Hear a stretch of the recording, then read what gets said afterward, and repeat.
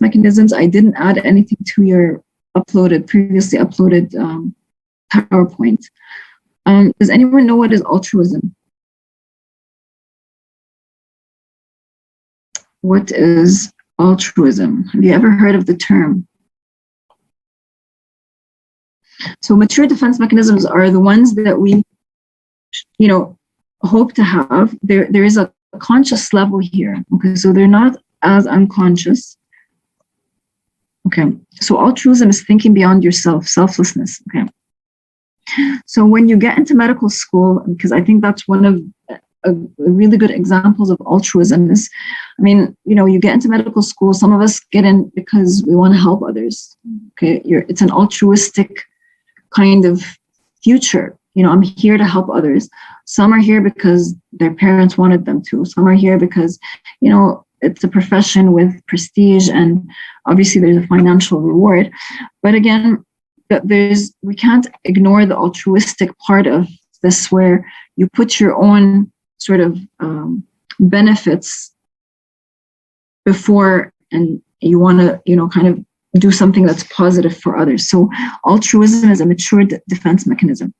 Humor is another one.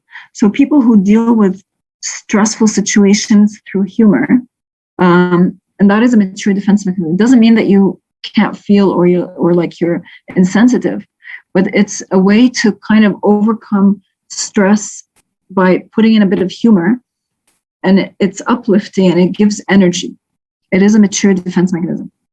Now, what if someone, that's how they deal with all their life stress? They laugh through life. Okay, so is there a problem with that? Is it a problem to laugh through life, laugh through stress, laugh through trauma? Yes. Why yes? If somebody is happy and they're coping, because you can't seriously consider a lot of things in life, you need to acknowledge the grief. Okay, it could be annoying to others because they think like, how is there no impact? Okay, so what I'm saying is, you cannot have all of just one. We have a mix and match, because obviously, we can't go about life using only humor. Okay, because it may work in this situation, humor may work, but in a similar situation with a different group of people, it may not work. And if it's a different situation, it may not work. Okay, now anticipation is an interesting one.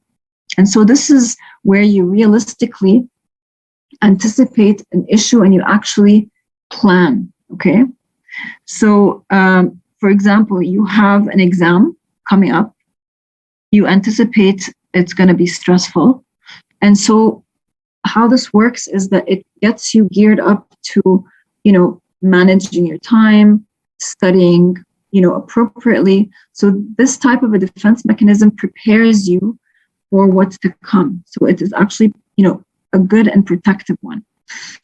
What about suppression? So suppression here is actually a conscious defense mechanism. So you are, on a fight with one of your best friends, but you have, you're a surgical resident, and tomorrow you have a huge surgery.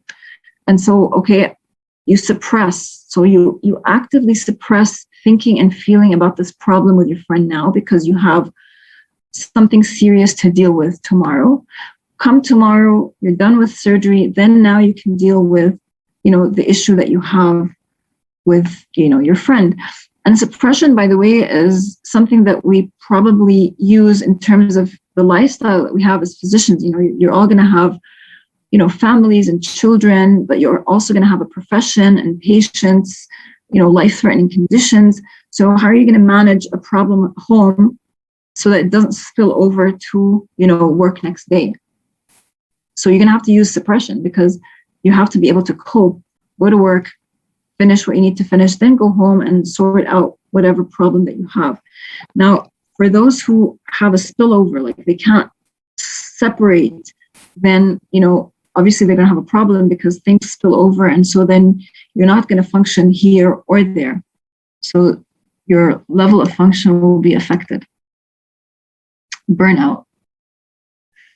Okay, so people who use humor can be sad deep down.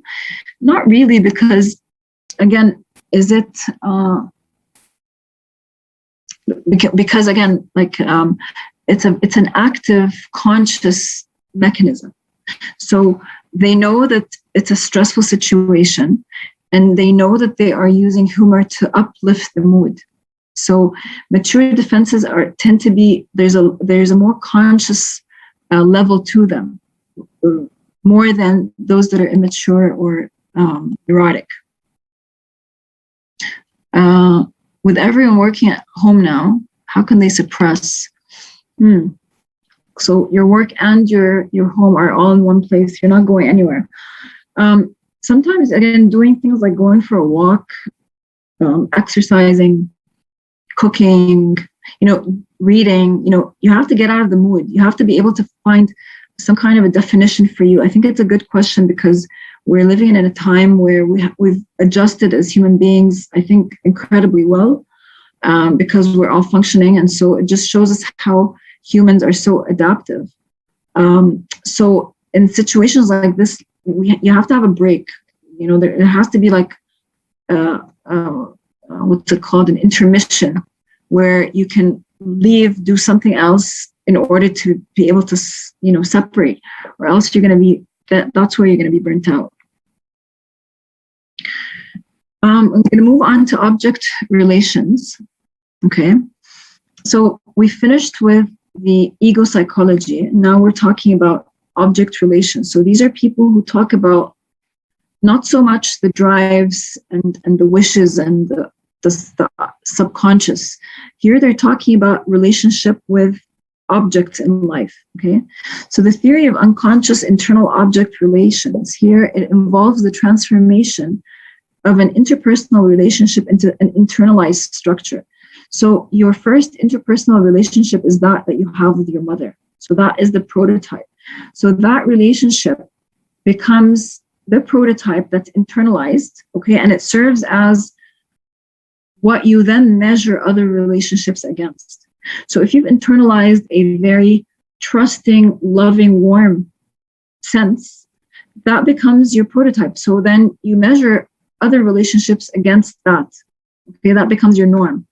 If you've internalized a very distrusting, kind of unpredictable, relationship, because that was your experience, that becomes your prototype. And so you measure everything against that, because that's all you know. Okay.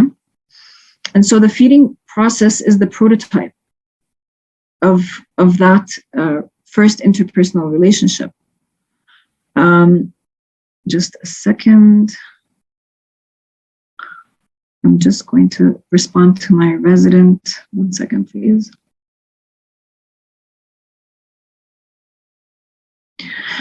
All right. Templates of unpleasant experiences. Okay, they can be transformed into more positive experience. Because things can change. So if your prototype was negative, but then you've had positive experiences, so that can transform an unpleasant one. So what we're saying here is that people are not doomed for life. Okay, you can have negative experiences, but then you can have positive experiences that override. Okay, and so then that becomes another prototype that you have. Okay. So there may not be a one-to-one correlation between a real external object and an internalized one. So, for example, your mom you're one of 5 kids. All right. You're the last, or you're the middle, or you're the first, or you're the third or the second. But each one of you may have a different internalized object of your mom, like an experience. Sometimes you talk to kids and the eldest would say, like, I have the most amazing mom. The middle child would say, I don't even know mom. She was never there for me. Okay. And the last child would say, well, my mom was my sister, the eldest. So the same external object which is the mother, can be internalized in so many different ways, depending on the experience. Okay, so this differs from ego psychology because, again, the mother is transformed into an internalized, soothing presence, and there's two mechanisms that are used: introjection and identification. I'm going to explain those. So the conflict here, we know that the conflict in ego psychology, there's a struggle between the wishes and the drives, the id and the superego. That's with Freud. But with object relations, there's usually the struggle between, again, this is harder, I'm going to read it and then explain it. So there's a struggle between different self, object, affect. So it's a triangle of self, the object, and the feeling. Okay? These three units, they're striving for center stage. So who's going to take the upper hand? Is it the self, the object, or the feeling? Okay? So that's the interplay with object relations. So Melanie Klein, okay, is one of the people who talks about object relations, but she tries to link it to drives, okay? She talks about infants in the first year of life. So this is a drawback to her theory because she's talking about babies from birth to age 1, okay? So here you're assuming a very sophisticated system, which I'm going to explain to you. However, we know that babies in that first year of life are completely not sophisticated. They're not able to abstract think. So she talks about the first 6 months of an infant's life where primarily it's the breastfeeding experience, okay? So she calls it the good breast and the bad breast in the sense that the good breast is the one that responds to the infant whenever they're hungry. So when baby is hungry, they are fed. Okay, so that's a good experience. The bad breast is where baby is hungry, sometimes fed, sometimes not fed. Okay, so that's a different experience. It could be the same mom. So maybe mom with this first child was really attentive, and so she was a good, she provided immediately. With second child, maybe she had whatever, for whatever reason, not entirely available. So that child's experience is going to be that of a bad mom because not always was she there, okay? So she calls babies in the first 6 months, she says the baby assumes a paranoid schizoid position. Paranoid schizoid because they're not sure, are they going to get it or are they not? So they're kind of paranoid. And again, she makes an imagery of, the feeding experience as, something that could hurt you or not hurt you. It could feed you or not feed you. So it's a paranoid schizoid position. From 6 months to 12 months, the baby starts to process that this good breast and bad were actually belonging to one and the same, which is the mother, okay? And so they go into this depressive position because they had these, according to her, linking it to drive, so more like murderous feelings of wanting to destroy the bad breast, okay? So they go into this depressive position because they realize that they could have destroyed mom because mom was also the good and the bad. Really complicated, okay?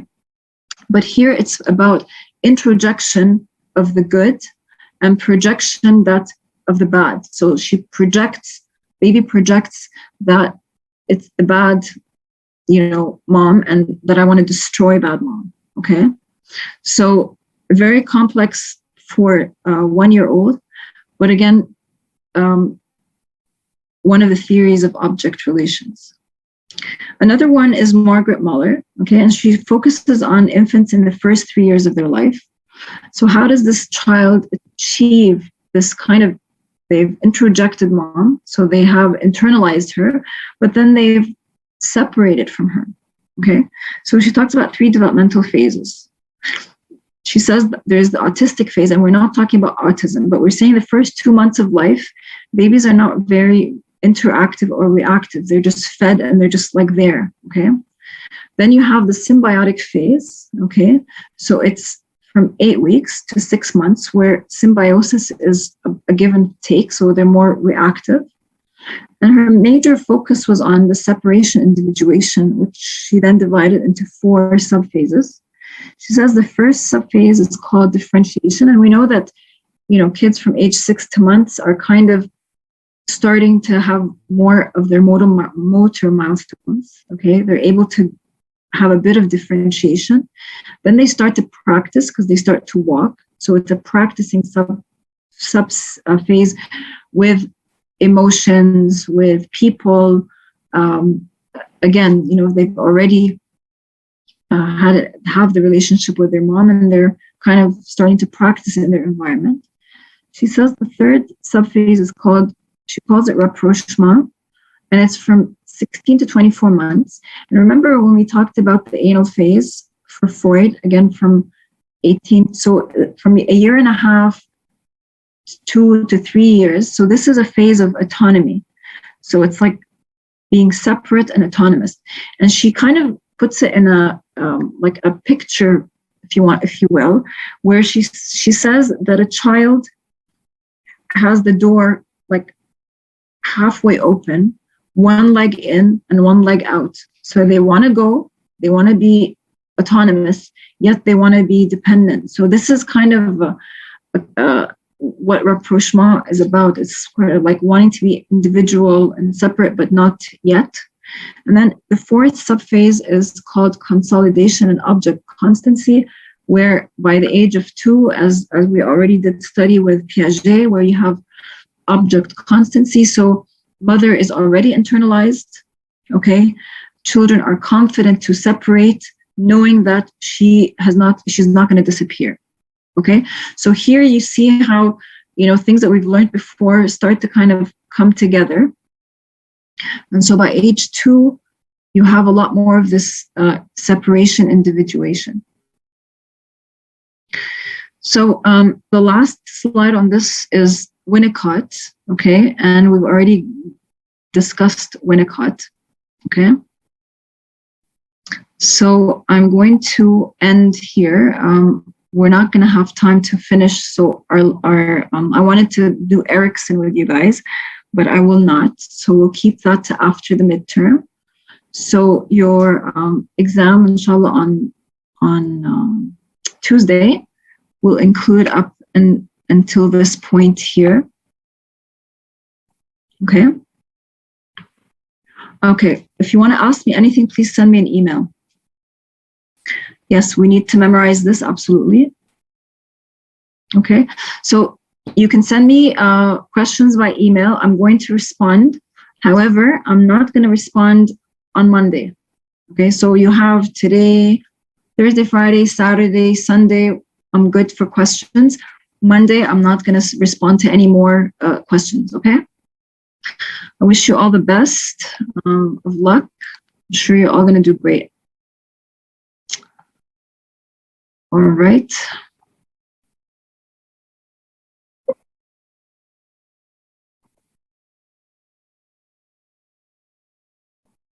Have a great weekend.